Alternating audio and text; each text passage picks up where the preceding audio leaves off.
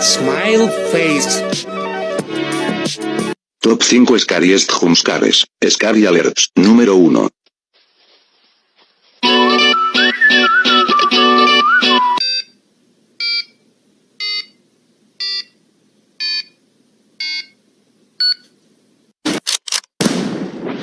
They call me a god.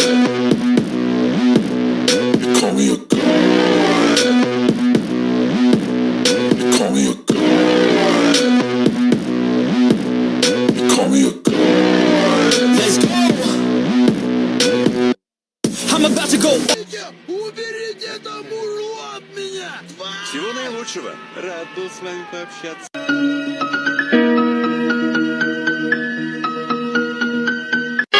Amarillo, amarillo, amarillo, plátano. Затмения, ждем света и земли, видим сны. И снится нам не робот космодрома.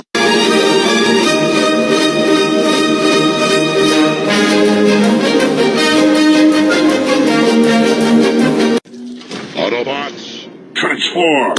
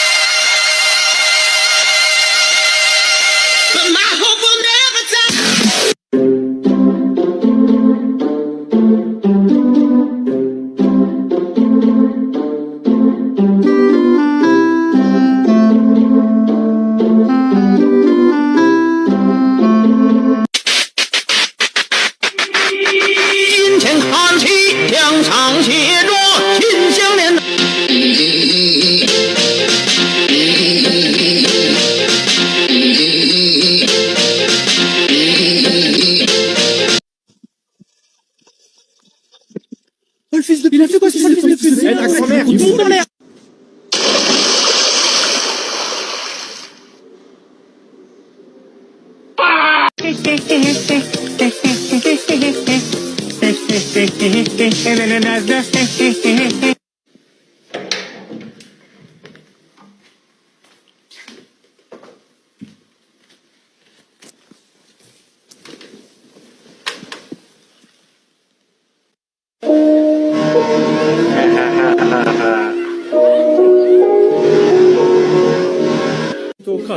Ama yapıyor doğru Dimiter.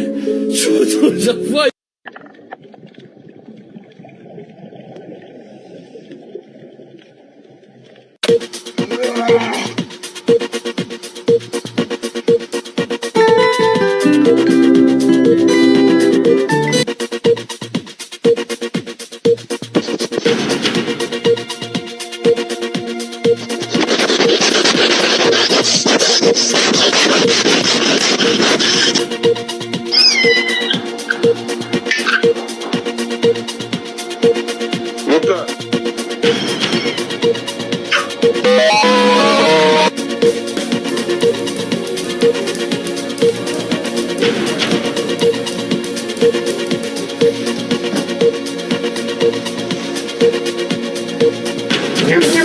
Заставь меня сиять, дядя!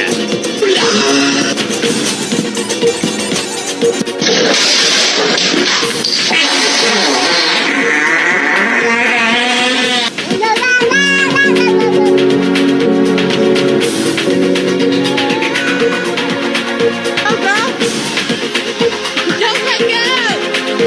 Yes!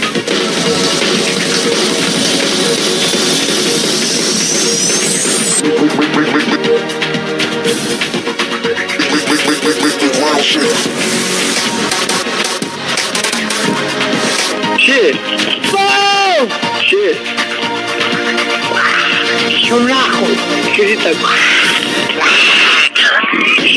Tonight at 10, as the economy stalls, David Cameron urges people to adopt a can-do spirit. He tells the Conservative conference that Britain must turn this time of challenge into a period of opportunity. Let's see an optimistic future. Let us show the world some fight. Let us pull together. Let us work together. And let us together lead Britain to better days ahead. And this on the day of a sharp fall in consumer spending figures. It's Tesco's worst sales performance in Britain for 20 years.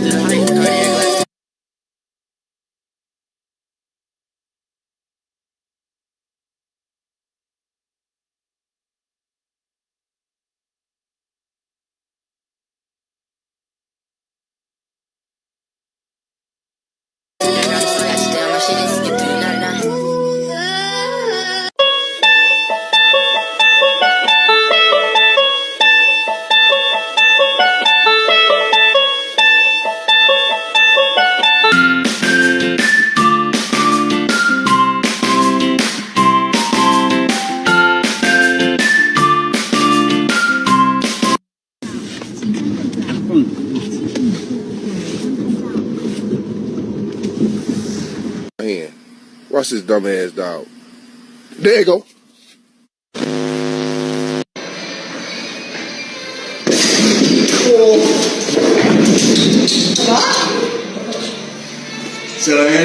Bober! Ja pierdolę, pierwszy raz w życiu widzę bobra! Jakie bydle jebane! Spierdolił do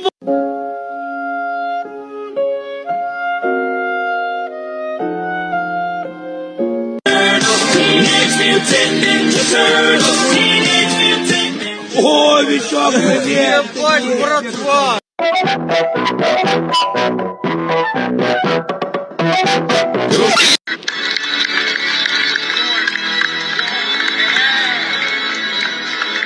Oh my god! Oh my god! Oh my god! It's Spider-Man! It's Spider-Man! Spider- Shimmy, shimmy, yeah, shimmy, yeah, shimmy, yeah.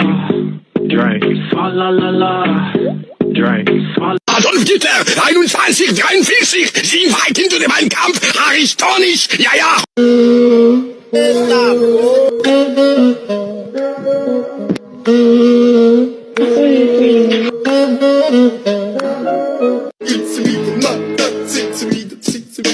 Mr. Bombastic, Bomba Fantastic.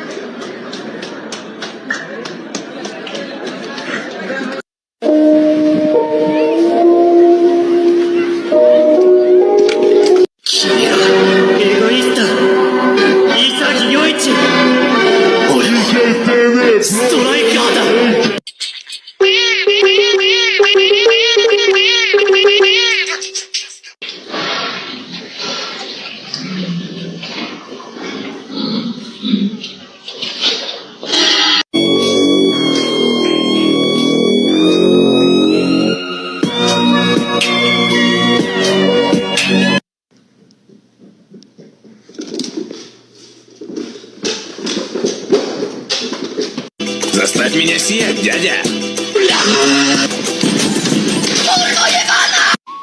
Пикабу Бушидо Хэллоуин. Фулю! Я постоянно с Трэвисом как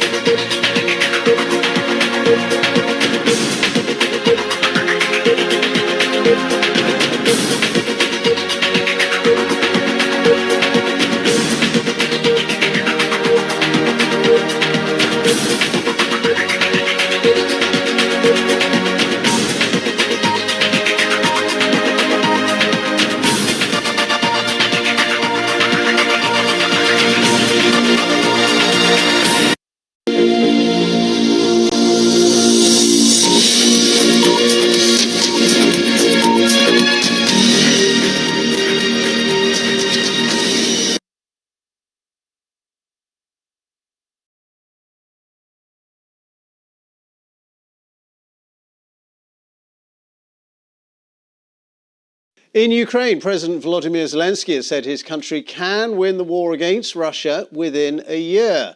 He was presenting to the Ukrainian parliament what he called his victory plan. Mr. Zelensky said he would refuse to give up any territory to Russia, and he urged his Western allies to invite Ukraine to join the NATO military alliance.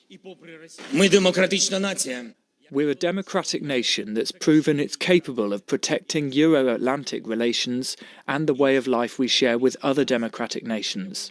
For decades, Russia was using the geopolitical uncertainty in Europe and the fact that Ukraine is not a NATO member as a factor to challenge our safety. A Ukraine invitation to NATO is fundamental to peace.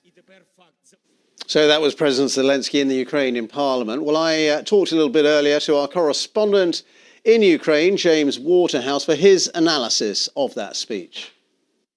Well, I think we're seeing President Zelensky still stubbornly dragging his country towards the West, reflecting the political will of the people in that sense. He'd been talking about this victory plan for some time. Initial proposals of his included the complete withdrawal of Russian forces from his territory. And I was half expecting some kind of a concession, given the realities that surround him in terms of Russia only adding to the Ukrainian territory it has seized and the volatility, shall we say, of Western support for his cause. But there was none. He merely doubled down on that desire for Russia to be forced to withdraw with the help of Western allies. And he did, publish this sort of sizable list, which included the immediate invitation to the NATO alliance, where all political signs point to that being a great distance away for Ukraine. The further strengthening of his forces, the permission to use Western missiles deeper. But he also tried to frame things as an investment opportunity in terms of allowing Western allies to help protect Ukraine's natural resources and economic opportunities, as he put it. And then he even put in a vision for Ukraine after the war, where he looked for Ukrainian troops to be stationed in other European countries to share their own